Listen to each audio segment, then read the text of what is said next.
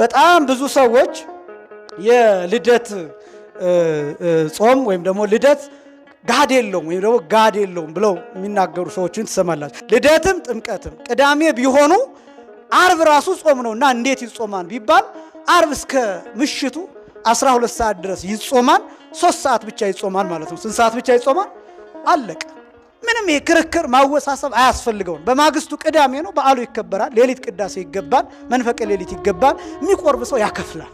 እሁድ ቢሆንስ ደግሞ ጥምቀትና ልደት እሁድ ቢውሉ እንዴት ይደረጋል ቢባል አሁንም ፍትሐ ነገሥቱ እንዲህ ብሎ ያስቀምጣል። ወለእመ ኮነ ዕለተ በይረሙን ስንክሳሩ ማለት ነው ጥር 10 ወለእመ ኮነ ዕለተ በይረሙን ዘውእቱ አስተርእዮ ይላል።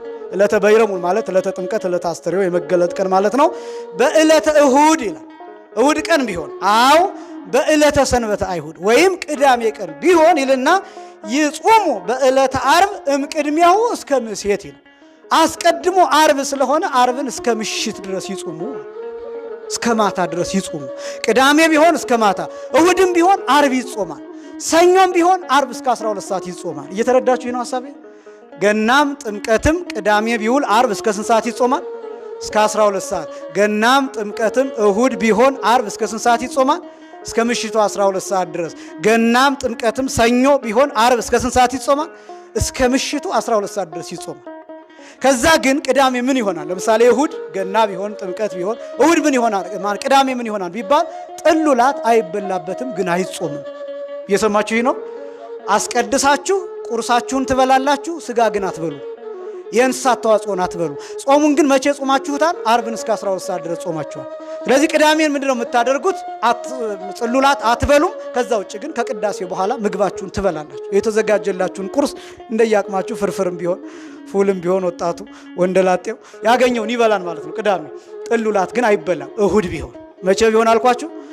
ሰኞ ደግሞ ቢሆን ለምሳሌ አሁን የጥምቀት በዚህ ዘመን የፊታችን እሁድ ነው የሚውለው አይደለም? 11 እሁድ። ስለዚህ ምንድነው ማለት ነው? ዓርብ እስከ 12 ሰዓት ድረስ ይጾማል። ከዛ ቅዳሜ ምን አይበላም አልኳችሁ? ጥሉላት አይበላም። ቅዳሜ በቃ አለቀ። ከዛ ውጭ ግን ቅዳሜ እስከ 6 እስከ 9 እንደዚህ ምናምን የሚባል መዓት መፍጠር የለባቸውም። ይሄ የሚናገረው መጽሐፉ ራሱ አባቶቻችን የሰሩት ነው። ይሄን በደንብ ጠንቅቁ። ቅዳሜ ጥሉላት አይበላበትም የፊታችን። ከዛ ደግሞ ዓርብ እስከ 12 ሰዓት ድረስ ይጾማል። አለቀ። ገና ገሃድ አለው የምትሉ ሰዎች በደንብ አድርጋችሁ ስሙኝ። ሮብ የሚበላበትስ ምክንያቱ ምንድነው? አይውላችሁ የማያዳግም ነገር ከፈለጋችሁ እስከ መጨረሻው ስሙኝ።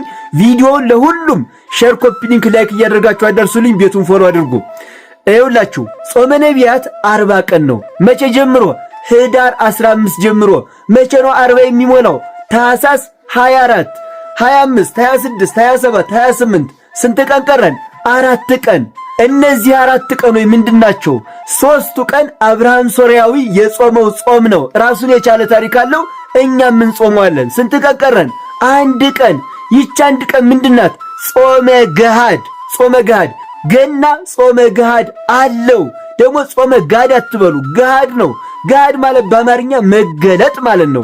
ክርስቶስ የተገለጠበት ስለሆነ ጾመ ገሃድ እንጾማለን። የጥምቀትም የገናም ጾመ ገሃድ አለው። አንዳንዶች የገና ገሃድ የለውም የሚሉ ሰዎች አሉ። እንዴ እኔ የምለው ፍትሐ ነገሥቱ ቆይ ዛሬ ነው እንዴ የተጻፈው?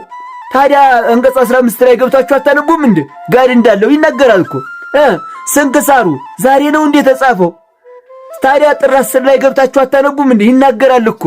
ስለዚህ ገሃድ ሁለቱም ቀን አለው። ነገር ግን 2 ቀን ስለሆነ እንደ 2 ጾም አይቆጠርም፣ እንዳንድ ነው። ዓርብና ሮብ ጾመ ድህነት ተብሎ እንዳንድ እንደሚቆጠረው ማለት ነው። በአንድ ነው የሚቆጠረው ጾመ ገሃድም ማለት ነው።